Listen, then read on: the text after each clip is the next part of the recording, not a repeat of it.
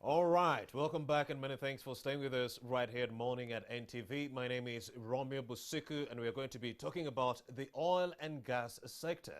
How prepared are the local businesses to tap into the oil and gas sector? Remember the president, that is Yoweri Kaguta Museveni, during his address recently, he mentioned that oil extraction in Uganda, exploration would have started long time ago. It would have even started this year because he was already in talks with some of the professionals from France who wanted to come in and start that work right away. But because of the COVID-19 disruptions that have been taking center stage on the global stage, even here in Uganda, which is now talking about 2,928 positive cases of the coronavirus and 30 fatalities, it wasn't possible to go ahead with the same propositions or operations. So we do have Mr. Matthew Chaligonza, the acting national content manager, contracts and procurement at CNOOC Uganda Limited, to talk to us how local businesses are prepared to tap into this very, very lucrative oil and gas sector. What needs to be done? How ready should these local businesses be? Matthew Chaligonza joins me right now in studio. Very good morning. Good morning, sir. Thank you for joining us right here at Morning at NTV. Thank you. I'm glad to be here. What should our viewers know about the oil and gas sector, especially exploration of the oil? Thank you so much. First of all, I'll introduce myself again. My name is Matthew Chaligonza from CNOOC Uganda. I'm the National Content Manager. CNOOC Uganda is one of the licensees that has a license to operate, and we operate the Kingfisher block. We are in a joint venture with our partners, Total, E&P, and Tallow, and Total is the main, the operator of Kingfisher field. CNOOC Uganda is preparing its Q2 National Content Supplier Development E-conference. We've organized an E-conference with the theme preparedness of the local businesses for the development phase of the oil and gas sector, Which will be taking center stage tomorrow at midday? Yes. Starting midday, yes. And this theme is has been developed because it is relevant.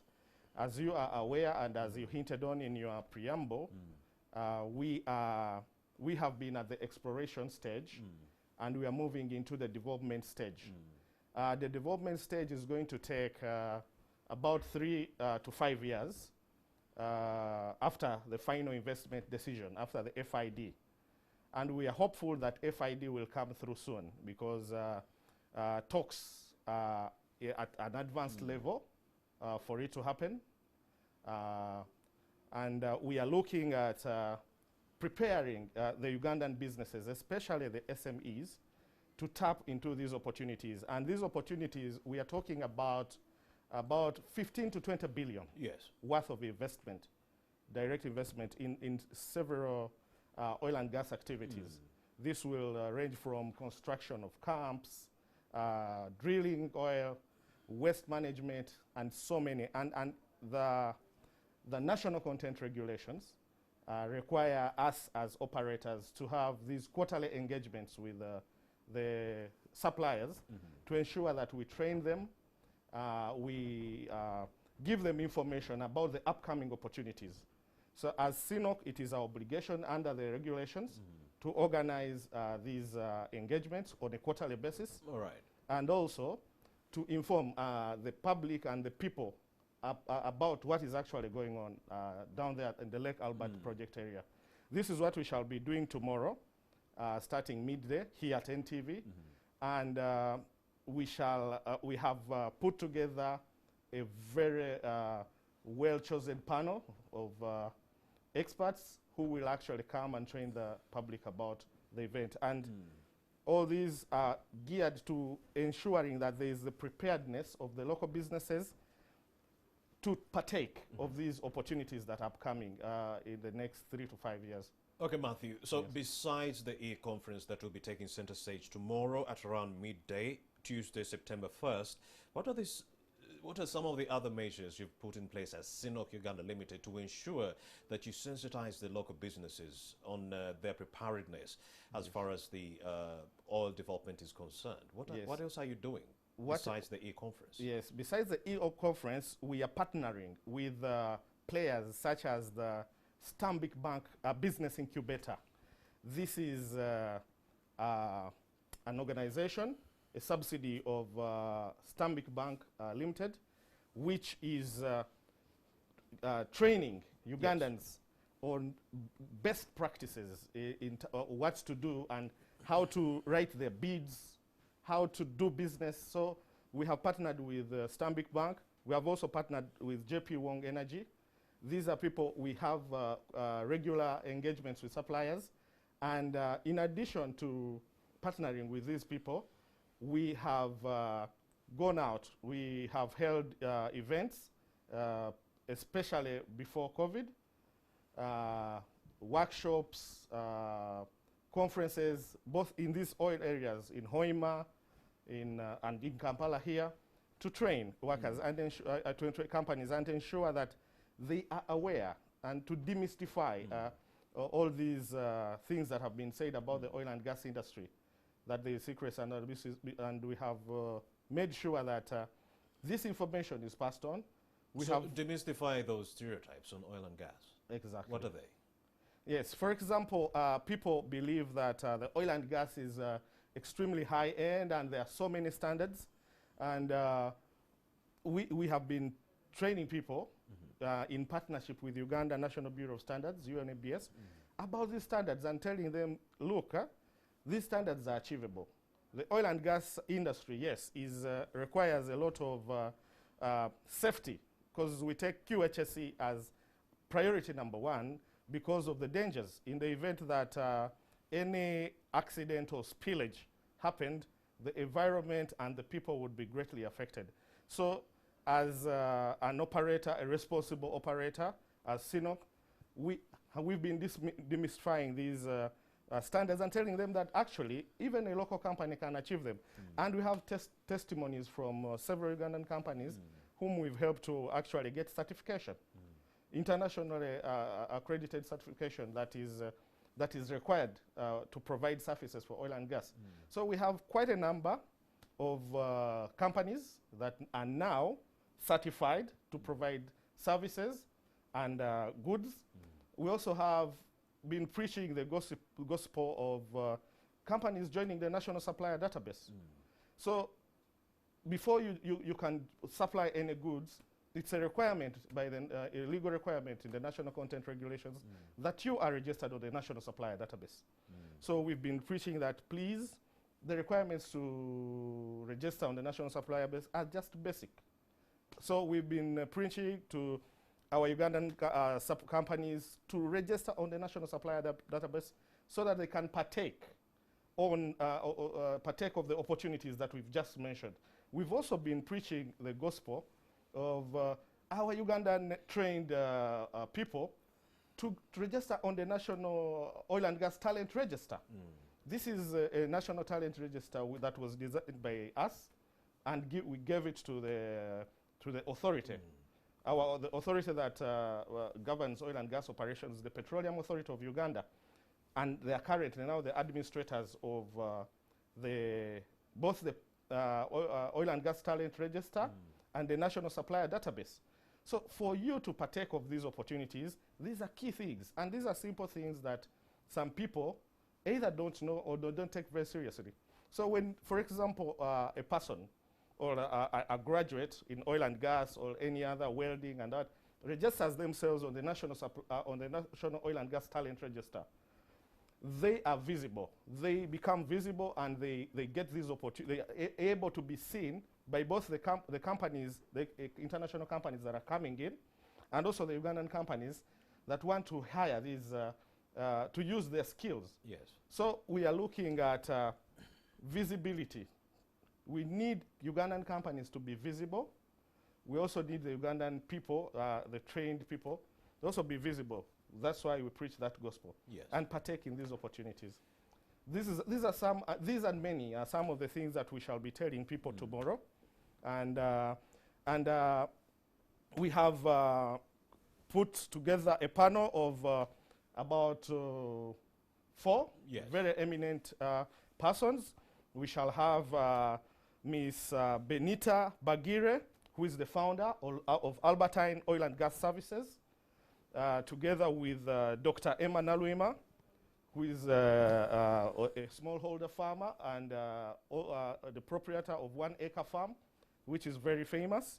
We shall have also a representative from the Petroleum Authority, Mr. James Musherure, who will be there to delve into the details and give Ugandans this information that they so much they require to partake in these opportunities. All right, Matthew, before we delve into the nitty-gritties of the e-conference slated for Tuesday, September 1st at midday, let's talk about the challenges. Besides the COVID-19 pandemic, what other challenges have you encountered along the way during this development phase of the oil?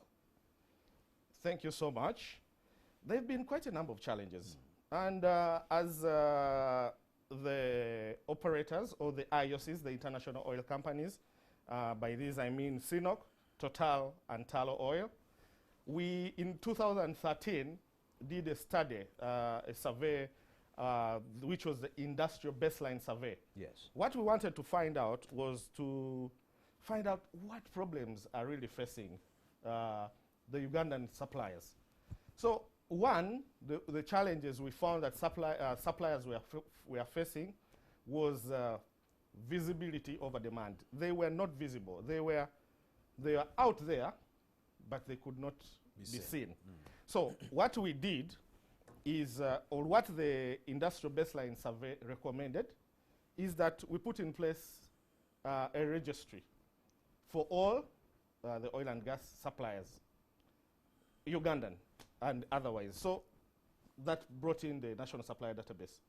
It also recommended that we put in place the oil and gas talent register, where we get all the Ugandans registered, and they are able to be seen and actually partake of these opportunities. So that has already been done and achieved. That challenge has been overcome. The other challenge was lack of certified and trained workers for the oil industry. Like I told you before, the oil and gas sector is very sensitive.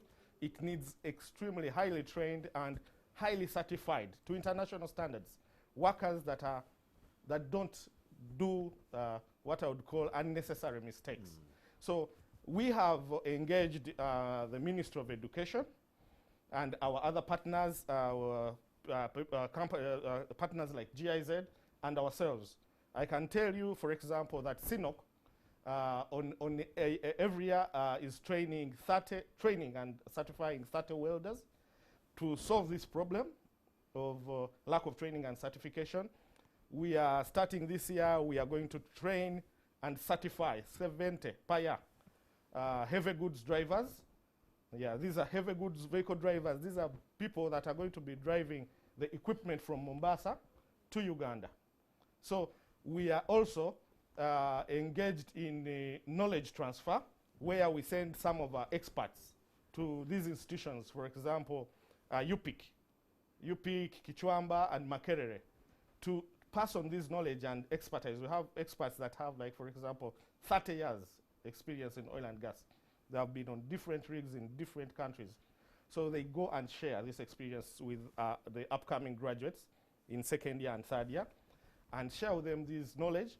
So there is knowledge transfer, and we are making sure some of these problems or challenges that the industrial baseline survey that we did identified are being solved. The other is about standards. I have already told you.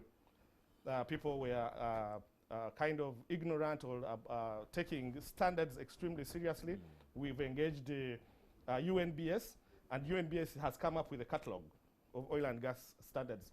And if you go to their website, you'll find that all these oil and gas standards, the required standards, for example, if you're providing PPE, PPE is personal protective equipment, there is a standard for it. You'll find it on the National Supply, on the UNBS website. And you can also, whichever bids we put, we also give you these standards, and actually we are also available always to inform you and actually give you what is required so that you supply the right thing, the right goods or services. All right, Matthew, and COVID-19 itself, how has the pandemic disrupted your operations? Exactly. Now, if it wasn't for COVID, I don't think we would be on TV. Go ahead. So, because of COVID, the Petroleum Authority of Uganda, in its wisdom, advised all the international oil and gas companies, IOCs, to hold these engagements, the quarterly engagements, virtually, in virtual meetings. So as CNOOC, we decided to have these meetings, these engagements on TV and online. So this very event is going to be live streaming on SME Connect for online viewers. And we are also going to be on air on NTV. But before that, we were in, we would go to a hotel, hire a conference room, and have so many people come. But because of COVID, we have had to change our ways. We have had to adapt. I can tell you as CNOOC, we are working from home. For the last maybe 4 months, I've been working from home, and the whole team. We only go to office when there's something very serious and that requires you to be there. But we are working remotely and ensuring that the services are delivered and they go on. The other thing COVID has done is that it has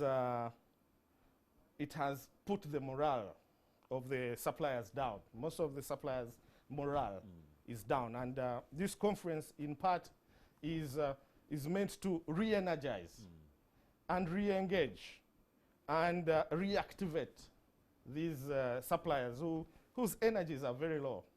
Like I must tell you. So the energies are low mainly because of COVID-19? Yes, partly. And also partly because of the delay. You know, people have been waiting for example, for FID to happen. All right, let me hope that it hasn't happened, but I can tell you it will happen. Let me hope their hopes will be boosted. Saudi Aramco Tomorrow. discovered 2 new wells Yes, over the did. weekend, and I was happy when I saw that news. 2 new wells, Saudi Aramco. That's good But news. as CNOOC Uganda Limited, what recommendations do you have for the government to speed up this whole development phase of the oil and gas sector? As CNOOC, I'm not in position to advise government. Recommendations to speed up the whole process of the development phase of the oil and gas sector. What can we do to ensure that this takes a shorter period of time and our citizens reap from the benefits of the oil and gas sector? Yes, thank you very much. As CNOOC, as Matthew, I don't speak for CNOOC. As Matthew, I would recommend government to continue working with the oil and gas companies and to make concessions where necessary. You know, when you're in a negotiations, in any kind of negotiations, you need to make concessions. For example, if you're discussing issues of tax and all that, what I would recommend is that you look at the bigger picture. You look at the greater good. You look at about how many workers, for example, are going to work on the pipeline, how much value is going to be retained in country, and you don't look at a smaller, a quick win over over something greater, something like employing thousands and changing many people's lives.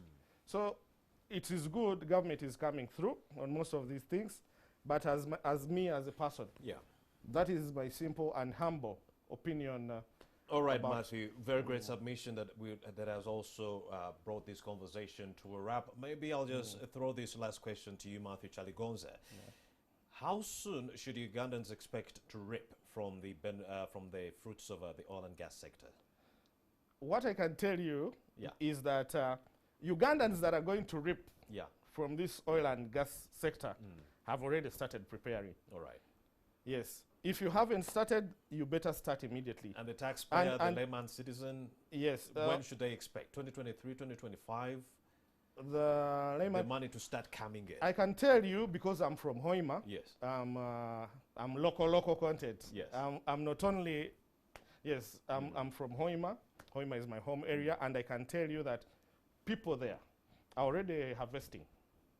the people who are compensated for their land upon which the exploration is That taking those place. are and the direct. development. So Okay. they are both they are direct, indirect, and induced beneficiaries. I can tell you, hotels in Hoima. Sometimes when we have events there, for example, recently when we had the ESIA talk, they're all filled up. All right. And, Matthew? and all the projects, the oil and gas has brought construction of roads, the airport. It's employing people, and people are already benefiting, and more is yet to come. Amazing development. Yes. Acting National Content Manager Matthew Charlie Gonza joining NTV this beautiful Monday morning. Thank you for having made the time. Thank you so much, sir. And at this point, we would like to switch gears and talk about something different with the Presidential Advisor on Epidemics. My brother Stephen Mbide is on standby to talk to Dr. Monica Musensero right now. A very good morning, my brother. Ms. Mbide.